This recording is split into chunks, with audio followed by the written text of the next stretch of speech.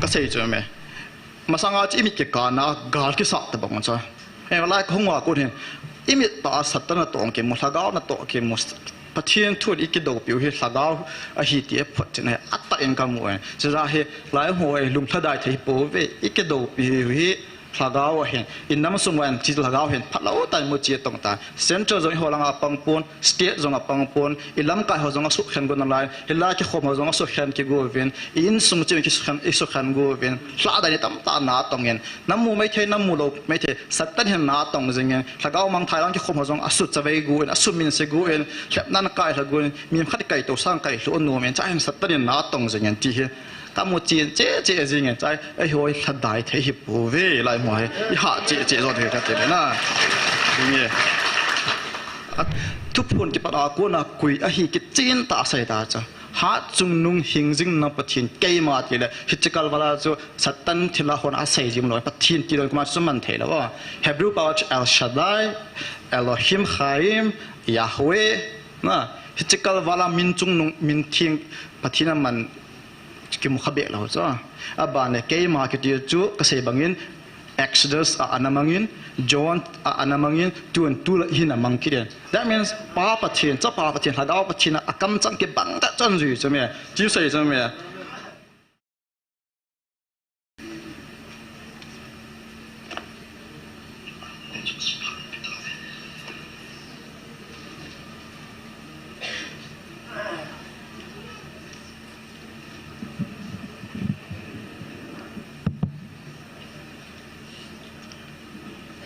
มีปีเจ้าหน้าบอลในศูนย์พาดไปเปียนี่จะกุบเลสอมนี่วาเซนประเทศดินเห็นมาป่วยน้ำปีเต่านะหงปังไทยมีจัดมีเอลากำมูไทยจีนประเทศกับทางเวนนักโตน่าลงนักขบตัวไม่เท่านั้น like 10 seconds แต่บ่งดิ้งเวลาก็คิด stress out เดียววะmalah dia kata asalnya.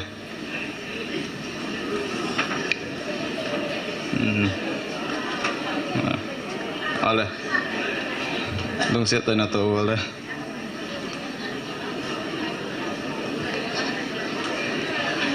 Okay. Thank you.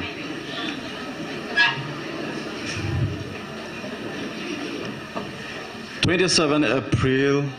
Ajun kahong kilian. Ai rồi là cô nên riêng cả mặt tên không thùng nghe lại có không bề cái gì nghe cái surprise rồi chưa cả cái dim set gì nghe tu nên rằng dim set cái đồ viên lạ đại chị trái lồng chị tạo sao nghe tắm chị trên cái mùi bắt thiên đi tạo hồ tiệt rồi hít ra chúng đi xem mẹ ai rồi là cô mà hiện PhD trái khát doctor khát amin thằng thầu yang xây cái xây nôm pon hilai ta san ro khat cho hin asai khat cho piham tele English pa na say na kan le do if it is new it is not true if it is true it is not new na e pa wen say lan atha hi la wang ata hello ding ata hi la wang atha hello de hades hilai pathin ake phuang pa sai na hesa Exodus chapter 3 verse 14 RTP sayam Moses sin namite Israel te koma ka chengatin ehim puido pau chu amin pi he hin ipi ham kine dong lo piti ka sai dam ta dong bo cha keima ka hi adi sana New Testament John chapter 8 verse 15 RTP say keta before Abraham was I am Abraham asanga keima ka hi adi sana le tu na ake phone na le khabu at translator la tidham ei pawa ko na English a translator line ka pangin acha pang pian jong ka hiding ka king cha si chela kam chang ti ha man pian chu keima chana chu le chu ipui pa khang la ipin ma sang khang wa ani ki sai keima chun keima an chi pi cha alui hamat atha hang alui chana le chela ma tu sha sa ta chela ma tu sei ma chi ke palti na hello chi chui ho pa thin ka tu sei ho hai ta na ngai ji lo lo namat ตุทีมจีเราไม่เที่ยวเดียวเห็นจ้าจนง่ายหัวจงมาตุทีมจีเราขัดเว้นไบเบิลจางกับซิมินไบเบิลเฮมีป่าวะเห็น translation เห็นนี่โอเมนมิลิมป้าอมินมิลิมโลป้าอมินแค่เห็นมิลิมาป้าอาเลเตอร์สิใจกำมังเงินมิลิมป้ามังโลหัวจนไบเบิลจางโลเบบีอาซิมิเลเตียนเอ็นเดโมเวนกันไวรัลหัวก็สับปนกันลุงอันยาวปนตัวนี้ฮีสาได้ผัดไอ้ปอยสาได้ผัดไอ้ปอยอีพิซายสาได้เราดูห้ามจีจุดตัวนี้จำจากกันใส่หนูมาเห็นจีจะมีจ่าหงกิปานะสร้างวาเลน latest news ส่งตั้มตะน่าจะเดียวกับกิงจ่ายนะ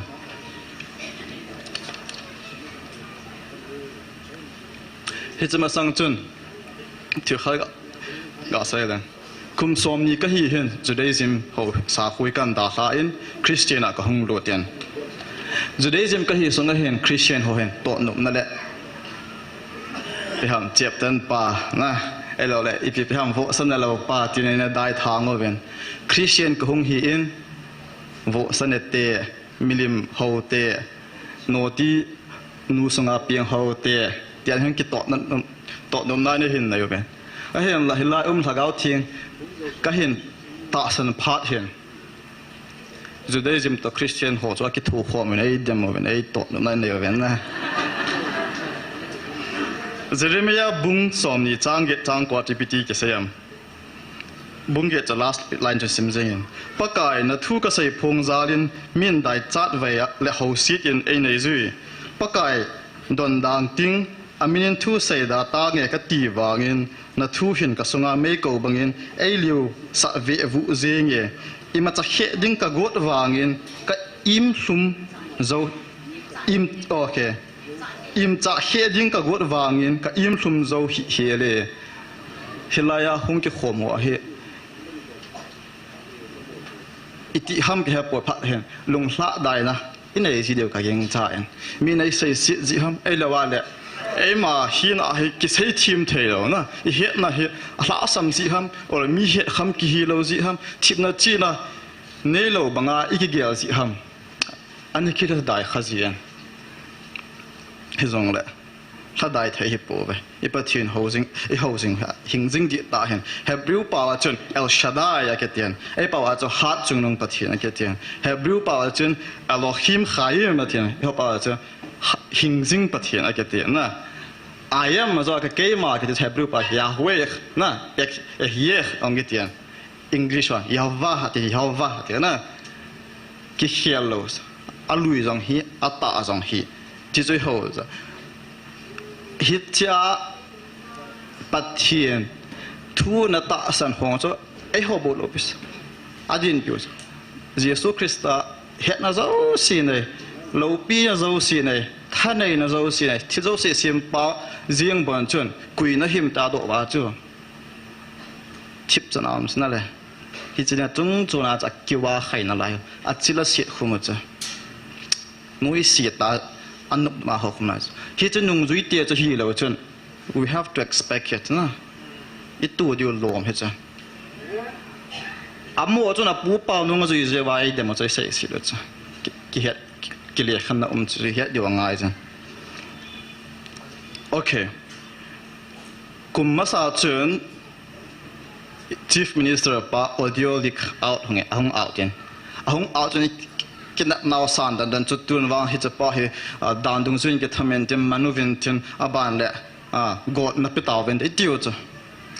recently อาจิปติตามติเล่ Center Forensic Science Laboratory หัวนะ Supreme Court อาเฮ report อภิวัตจันreport พิดุงซุนบ้านอาจูgovernment central government นั่งทุกเสียป้าจนกดหอมสังอาจิปีเสร็จทำที่จะ petition ที่ cookie human rights จ้า cookie human rights โชว์ให้ตาสันเทเราเกี่ยวกับข้อมูลบอกว่าทุกเสียปมหิวนนะไอ้ที่ถือกุญแจที่ถือขัดไงจัดบนนู่นมันอาสุด้วยแต่คน that means อีปีเสร็จทำอาเวียนนั่นลายจุดอาหุนั่นลายจุดที่มันปีนมนายเลยจุดแต่ Supreme Court วันนี้ปีเสร็จอีโบลาpetition บอกเตะจุดดีละดีเราทุกส่วนเหตุอะไรอดีเราจุดนะหูเตะที่ทำพูดเว้นอัฐอิน report เห็นไปเก็บเว้นเด็ด that means ไอ้หัวหลังปังนายเราจุดปังจงปังเราเดียวจุด zero สักกันเดียว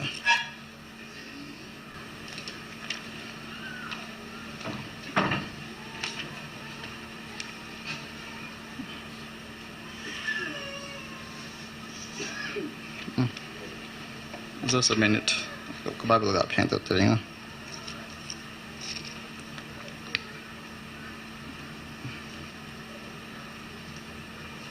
Oh, sorry.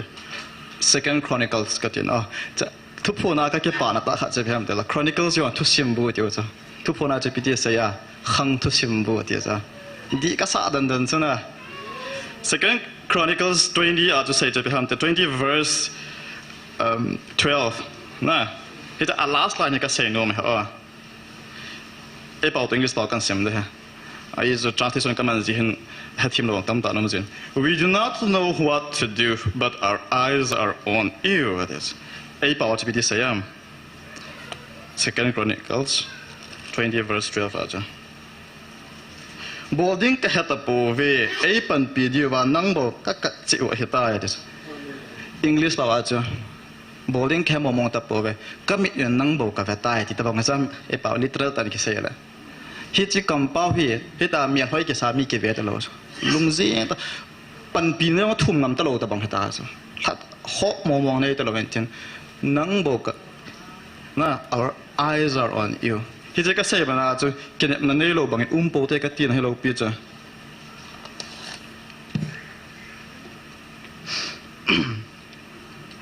okay cái say bằng chứ cái mà cái này translation kan bộ na hen Doctor Hegi hat akong getoven til thum hi kam muen hi je til thum kam mu la zo khat na hen about God pathin hi itabong ham hi pi ham koi ham na ani na cho his promises and future plan e hodinga akete na aphat the na athil ato ogun athum na cho ngai lu na about God pathin ama hi ipitabong ham ti cái hình sim nó hành cam mùi hiện giờ hiện standard khác này này gì na và thiên hiện bị tập ham thì nó khốt na này hết mà standard khác na follow điện khác sim chắc gì ama cho thiên cái hiện ấy họ trong cái thiên ngài mà tập standard khác na tâm ta động này rằng bạn lẽ anh đi ra cái gì nào chưa his promises na architect na phát thề na ấy làว่าเลยอาทิตย์โตก่อนhiện giờ họ cho bút hình cái ngài thì khác có cái condition na số bút hình khác có cái cho athum na chu ngai lut na acha te ngai lut na ba i ma cha koi lo i ma cha dal the koi lo la hung jong ya cha te ngai lut za la hung cha hi che ngai lut na ki ti hi asai in grace yong ki te in english hen zan hi dung in class 10 result abong out yen class 10 results ka tian cho board pi ham out yen na amazon khat lâm cài kapangin cha kam mu tham tel student hoin ti chanen thim the zong le 100% ke thiam mo mo lo cha abon chi kia he che pathini ei hung vil na hui ei ho chon phat wang le thip wang hele emazo si 100% mu ngai cha chon thu se langa 100% mi ngai lu 100% hong phang 100% imu ngai cha ei vai so kham wa cha pathinin grace mark impute cho na I pass the take de ma cho hi ji zo ngai lot ke ti grace ke ti pen cha hi ji bo wanga cho e hung vel he ji za mi ho cho ala ite da na chu ngai lo na hung vel ha le pathian chon he mi dang ata san lo zong mai the anil zong mai the a he lo dem a he cho pasal ke chon no mai nai cho zin nai a cha na nei ding le na cha pa he chon si a hung pi chon si a sa hung ping ding chon si na a bol ding a thi to ka chon si ding he ti na ta sa chai wanga zi la cha la nei thau thau cha ipiza ngai lut kin na le ta sa ji he cha pi ji pa chin ho chong a nei za hung pi hung bo cha hung pi phung he cha ngai lut na nei za a cha sa na nei chon si he ta jong le ngai lut le ta sa le kin na wanga he tia na pan tun hi ta bong da cha pa chin jong ai ho hi sai se chan diu chu dami chan diu chu mi nei mo diu chu hi jong le hi chi ho thum chi ho in nei ngai zo na dei te ding ba sa na okay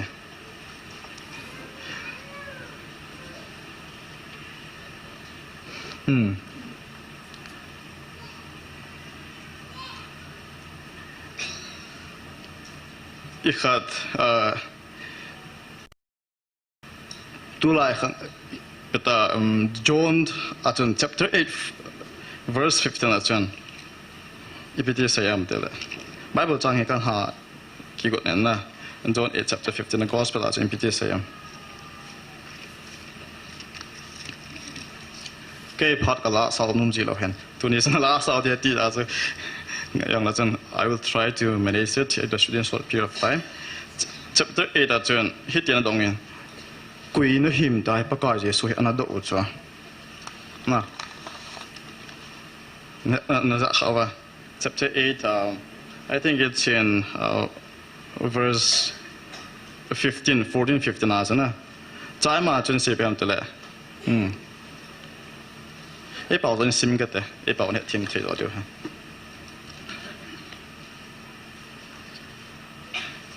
okay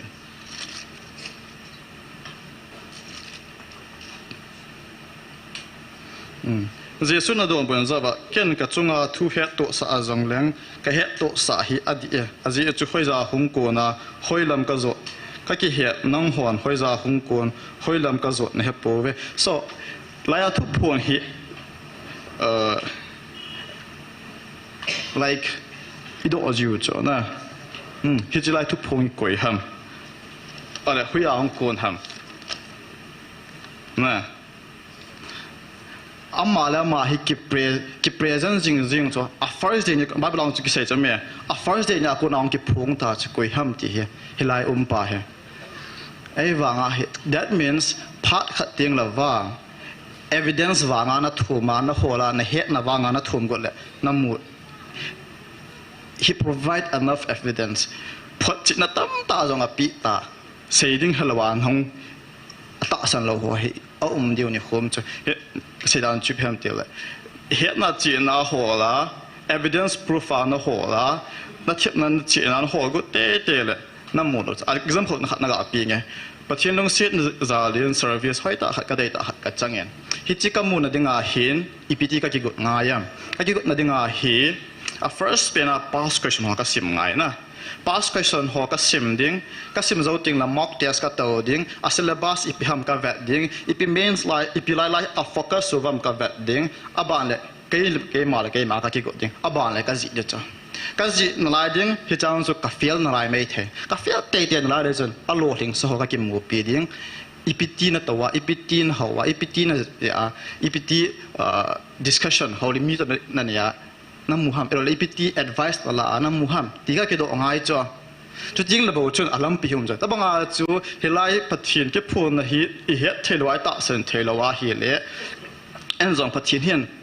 Old Testament ipi na to a na ipt thila bola ole ipt thila gun ham ti hi study ding he thim te ti ron le waya mi chang ta na tong pathin kaw si thila hot ke na pathin bun ho he na do wa le nam mu lo na fail te ti na de chance boy ka ti nom hana tizu ke ma personal testimony to experience aga ga sai hen ten Jonah chu ne ve khwa chi a chun ipt tam te le thu se a hen liang mi pi ho cho pha chom cha bo cho sai cho a chi pa thu sai di dem di lo dem ga ke ho te di te ala atam lam na ki lam ka yo te adi ala zu te ati lo pi cho na they simply believe it a mo ta sin hita bong zo pa thinan dai to wanga na ho go na bo the yo ding chi wanga na discussion wanga na bo go na bo the lo ta sa phat phat chan lam pi cha ban na hin sa yeng di ti he Pathi trai GMF dia ministry pathi man cha ko nai kamun ka phat nei sne ka ke mang chain mi him hi ka sei cho me masanga chi mi ke ka na gar ke sa ta bang cha e la khongwa ko ne imi ta satana tong ke mulaga na to ke mus pathian thut ik do piu he lagaw a hi ti phot ne atta en ka mu cha ra he lai hoi lum thadai thei po ve ik do piu hi lagaw hen in nam sung wan chi lagaw hen phalo tai mo chi tong ta central zong holang a pangpon state zong a pangpon ilam ka ho zong a su khen gon lai hila ki khom zong a su khen ki go ven in sum chi ki su khen go ven hla da ni tam ta na tong en nam mu mai the nam mu lo mai the sat tan hen na tong zeng en lagaw mang thai lang ki khom zong a su chawei go en a su min se go en hlep nan kai la go mi khat kai to sang kai lo no men cha hen sat tan na tong zeng en ti he ta mo chien che jing en chai ai hoi thadai the hi pu ve lai mo hai I ha che zo de ka te na ni at tai azawa ka se to zone 8:25 na at khat Bible chang khabe ga sem kin gatin o Psalm 27:11 at Ephesians teach me your way O Lord na lam nei hlin pa ka ya te se banga chu na het thelo mo ngai na mu chen thelo mo la pathin ko ma tawin na pathin ko ma dongin pathin hin to gu na nei de nam ong ba chu khat to gu na nei e hon jong i bo diu jong koi e wanga chu ngai lu na pathin ngai lu nei ma sat ngai pathin a nga ki su di ngai ken ka dei wang che pe ham til pathin thu sei ding ho hin pathin lai lai khat khat ka ti poi man dang zo sia pathin o di ta aza thelo ba pathin hi na ta he lo ba pathin nei lo ba na pathin to ki bul phulo hi lo le sei jang sei da jing han ai chom ma ja ami tam ta ke pal diong kam won chi phamo ka se pathin thu sei ding hoi ke gong o han lunga pathin bu no han lang pathin o aza bo se ha za lo kal ba long sei hi han aza lo pi pi ka za ti da jing han na e ma long ya hoi tu dan da na chi pe ham pathin hi lam kai pha e poi ja mi tam ta ke pal lo ven nam sung e gam sung over ai ma point of view hoi ji a to bible chang is ma ka point of view hoi zoi ta ki challenge to pha jong ai poi pan hom pha no he pan hom pha no he ami mo ami the a ching angol pan hom pha no he thagawen ha do ne do ven chi ki het lo ven satan thagau man cha the mi tam ta mi man cha the dom dom hoi satan jong man cha nom ki na he pathin man cha nom nom hoi man cha nom mi ti hi ami tin ni khate lai hung chang chang hi pathin na man cha hu da men satan in jong na pui cha ve no me na ki gin jing ai na aba la pathin yen hilai tu de chan dia hin ma pui ven kum ni zan ni wa ni zagup jen hin ki pu hi ki khom ti cho mi hem tham ai mai zo lo sagau na to hen hi chil hagau chun khat cha na pui za lai nan pui lu hen chi na ho tha ha anan hoi pon na ikisun na diu pon pathin ai chanai pui la ma ba nai chan hang ai pui na lai deu he aban le hilai ka sei banga chu hilai ki khap chan wa he satan na to ho ya ki het be che che jing thil na to ho ki mu be che che mina mu the zan hya jong chu sagao bu thum li lang ki man chana mu diu hen hi ti choi jing ipin tha diu dei pon sagao na to hoi mu diu dei po ven ta sa thua hei do su ke ding at tu me satan hen politician ho buin jong ta sa thua satan hei mang de gun ilam kai ho buin ho jong ta sa thua pui mang jing tu ta sa thua akila sa no me hilaya ho jong ta sa thuna pui chwe gu lagao pa aki sia le le ke gu na lagao na to pa hem la pathin sim mu the ding mit wa na e piwen ya zu se ma in nam pum okay azawa se ma chu hi chi pa ka jesu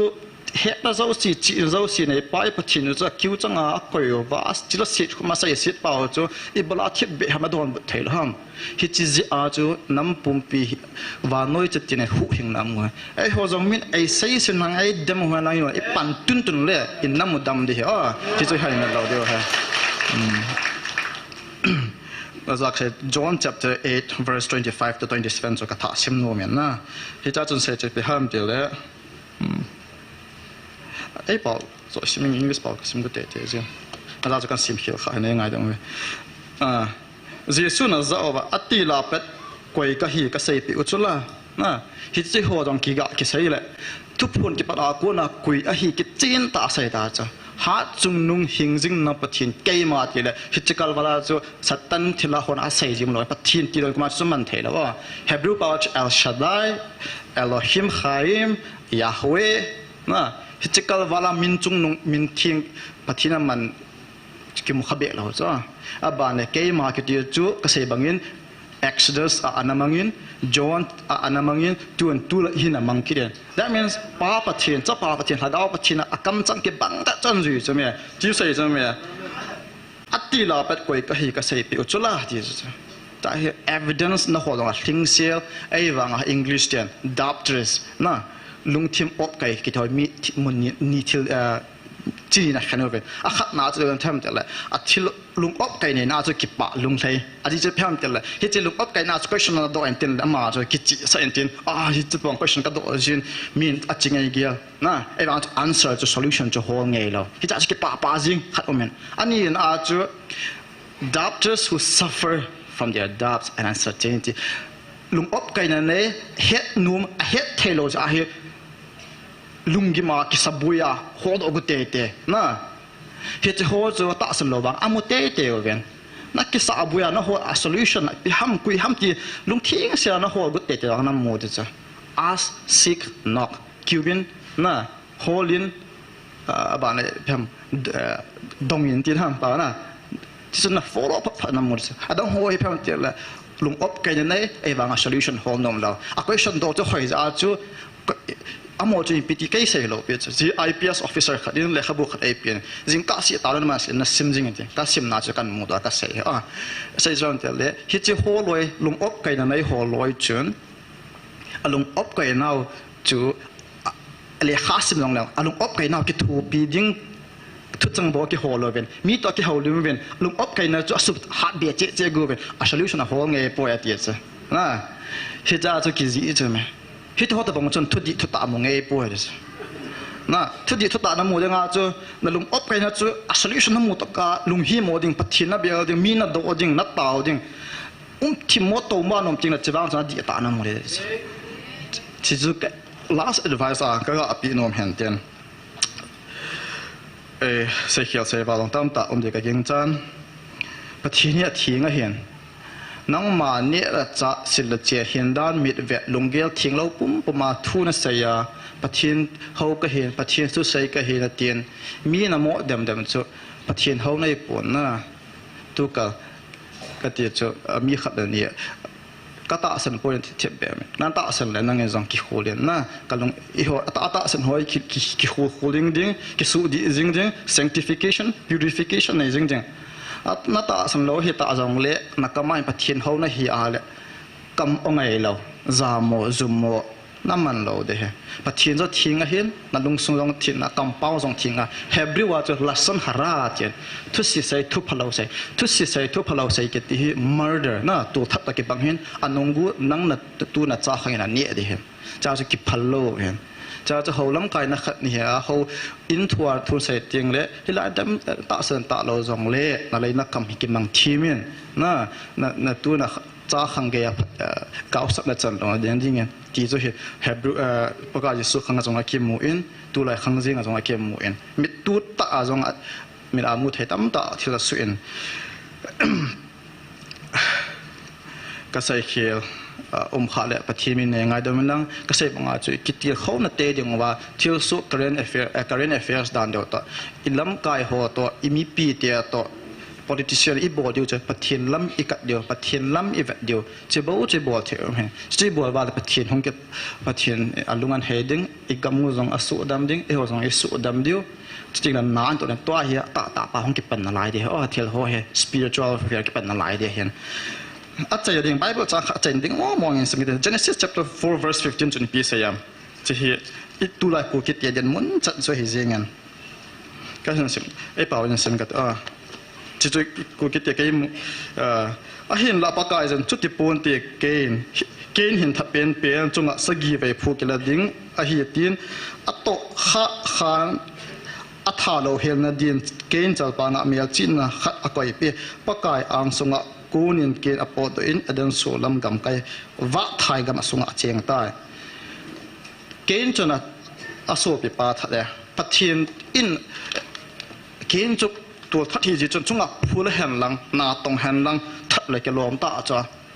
อามาจงกีจ้าจะจงอามีนพูดอย่างนี้ไอ้วางอาจพัฒนจุดที่ปูนเตะนั่งจงอาขุดลาละเวสกีเวพูกลาเดียตีนอะไรจ้าไอ้วางอาจุอาจารย์สินักอาจารย์นี่เท่าตัวจ้ะเลยอังกฤษอาจารย์ตัวไปฮะเลยตัวหัวจ้ะบ่น่าก็สักจังเป๊ะๆสักตัวขาดจ้ะอินอะไรจ้ะบัดปะเทียนจุนี่บ่น่าจ้ะเวียนอะไรฮะหินหัวลงไงลุจ้ะน่า spiritual ตาสหินหัวหูปีจ้ะอาจารย์สิจะเสียกุเราปีจ้ะกูคิดที่อย่างฮิจิเกนตะบ่งฮิจูบ่จ้ะน่าทิลสิบ่น่าทิลพะโลบ่หัวจ้ะปะเทียนเนี่ยน่าเสียกุดปีเราปีจ้ะน่าหินหัวเวียนอะไรหินหัวเวียนอะไรจ้ะจะให้บอกดิวจะเพิ่มเติมเลยอามาอังดิวปะเทียนก็จ้ะไอ้แหวนหัวฮีวัดไทยก็มาสิจีกุดเดียวจ้ะจะอะไรห้องเจ๋งเฮียกิติลโคจิงอีบอตัวไรแต่บอดิวจ้ะปากกายเจสุนปีเตอร์ก่อมาใส่จะพิมน่าสูบปีหอยติลโคเองจ้ะขัดและขัดตัวกิติลโคผ่านหน่อยทุดีทุตาเฮียเดี๋ยวอีกกอลจ่าผ่านด้วยอีกกี่เขาเลี้ยงตัวเดียวถ้าได้ขัดจนกิติลโคตัวเดียวนะอะไรเราใต้สัตว์ตั้งหินตัวเฮียน่าซาจ้ะเซ็นทรัลปันปีเดียมเราสเตลปันปีเดียมเราอินน้ำการสั่งปันปีเดียฮอลมาไล่ตาปะเทียนที่เรา อามาบ่อีกัดว่าไงเวทว่าไงกินบ่ไงว่าไทยโลดอยู่นะประเทศอ่างใจแบบอยู่ว่าไทยก็มาชีกุดโลดแต่เดียวจะเห็นจะGMF เดียวนะตุปีเปลี่ยนนะเห็นว่าเฮจิมินิสต์เห็นเอาตุไปเห็นหลังที่ควบหัวใจไงตุปเห็นอย่างเงี้ยก็ใส่เฮจันจะตานเตียนก็ใส่เคลหัวแจ้งประเทศนี้ไงแต่หันหลังแล้วคนนี้ไงแต่มันหลังก็ใส่นี่อดีตสารเทมาแล้วประเทศโลปีนะจังตาเห็นก็เก็บไป